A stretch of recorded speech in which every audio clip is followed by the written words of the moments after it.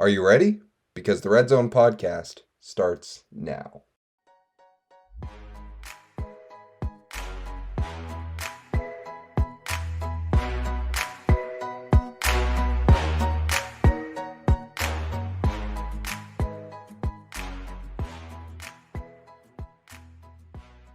Welcome to episode 14 of the RedZone Podcast.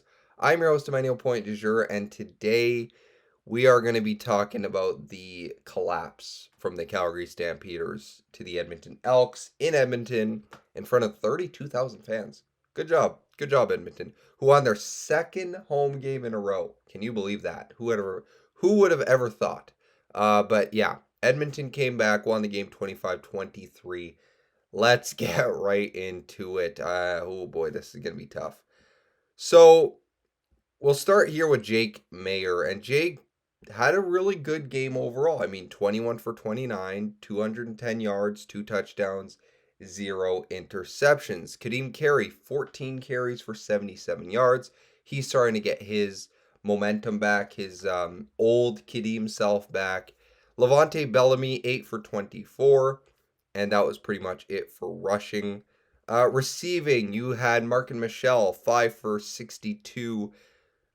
Reggie Begelton, 5 for 56. Markeith Ambles, 3 for 51. Colton Hunchak, 3 for 15. Kadeem Carey, 3 for 12. Levante Bellamy, 1 for 11. And then William Longley, who I have to mention, it's only 1 for 3. 1 reception for 3 yards.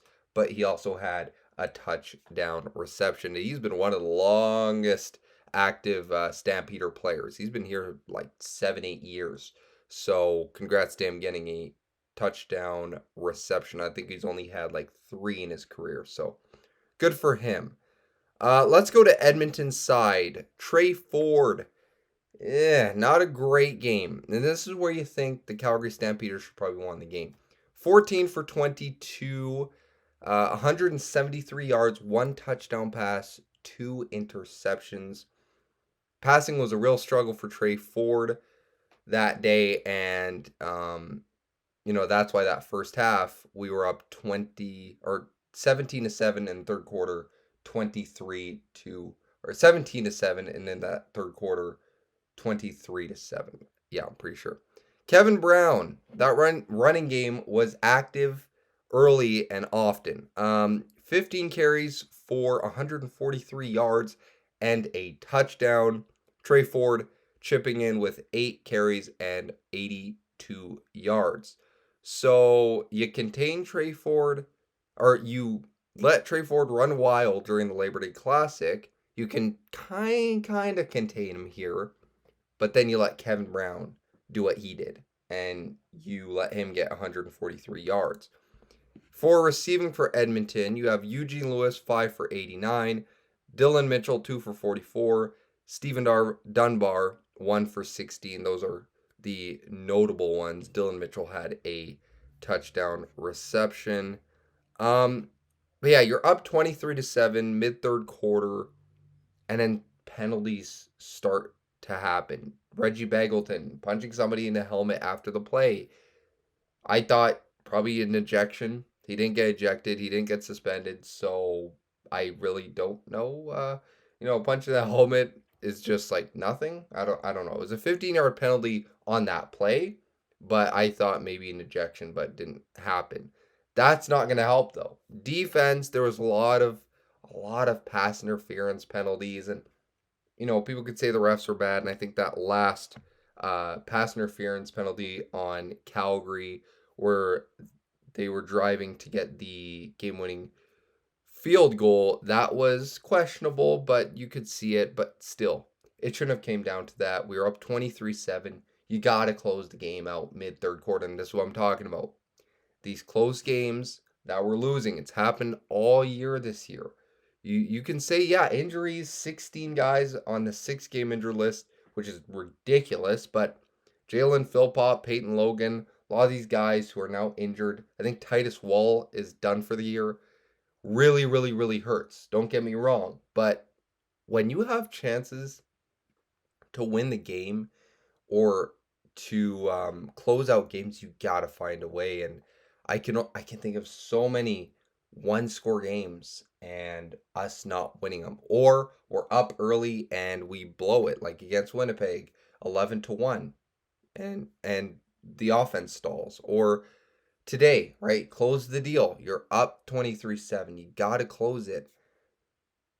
And it hasn't happened this year. We've had a comeback like against Edmonton on Labor Day, where we came back, we were resilient, fourth quarter, and then we flipped that this past week.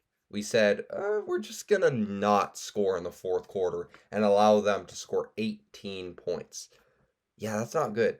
That's not good. That's not winning football. That's not finding a way to close out games. And as much as Jake Maier played a great game or a good game overall, looking at his stats, the offense stalled and he didn't make the passes that he was making in the first half. Like a comeback, I think Mark and Michelle ran a comeback route um, near the sidelines, and Jake Maier overthrew him. And you're like, whoa, what? And then some deep balls that were dropped or that were very catchable by the receivers didn't catch them. In the first half, we're making those catches. He was very efficient. Jake Maier, I think, through the first half, only missed on 3 passes. And that was great, but then in the second half, these incomplete passes where they can be caught is now, 2 and out. And then you got to punt, and you slowly lose momentum doing that. And that's kind of our season so far is, either losing momentum on offense or on defense, getting penalties, whatever. And both, like, all 3 phases not playing, collectively and playing great game collectively. We haven't had that game this year, and we still haven't. And that's going to it's going to bite us in the butt if you can't, win these games that are one-score games. And it has this year, as our record shows it, 4-9. That's not going to cut it. You have to win these close games. And we put ourselves in a situation where we're going to have to win almost every single game from here on out. I mean, we have a bye this week, and then next week we have Montreal. The next week we have Hamilton, and then Saskatchewan, and then BC, and then we finish off with the Blue Bombers. You maybe can afford to lose 1 game, and it's going to depend on what Hamilton wants to do. I mean, Taylor Powell, he's playing pretty good there over the last few weeks in Hamilton, but you're going to have to win and put yourself in a situation where you can get that crossover, put yourself in a situation where you can make the playoffs and continue that playoff streak 17 years in a row. But it's not going to be easy. You have to do it. So, yeah, this upcoming week, I mean, it's a bye week. We'll see what happens across the CFL. Let's actually see what's up across the CFL and the games on this weekend. Obviously, the NFL is back, so very excited for that. But in the CFL, you got the Argonauts at the Alouettes. Edmonton, you got them facing the Rough Riders in Saskatchewan. Winnipeg's going up against the Tiger Cats in Hamilton. And you got the Red Blacks at the Lions. So the game that I think we're going to be looking to is the Edmonton Elks versus the Saskatchewan Rough Riders. Hoping for an Edmonton loss so they don't, pass us in the standings. And then Winnipeg and the Ticats, it's not likely that they'll win that game because Winnipeg is coming off a game where they absolutely, murdered Saskatchewan 51-6. So, boy, yeah, they can do that. They can definitely score. Zach Collaros, he scored on his first 6 drives of the game, touchdown drives. That was just masterful what they did and beat Saskatchewan in a blowout, and a sold-out crowd in Winnipeg. So good for them. Now they face the Ticats. I think they should win that, and Calgary doesn't play this week, so we need, a Saskatchewan win and a Winnipeg win. But we'll see what happens there. But that'll do it for this episode. Not a great week to be a Stampeders fan. 4-9 right now. You need to win every game. You need to keep yourself in the playoff picture, in the crossover picture, because that's what's more likely right now. And we'll see what happens. So until next week, peace.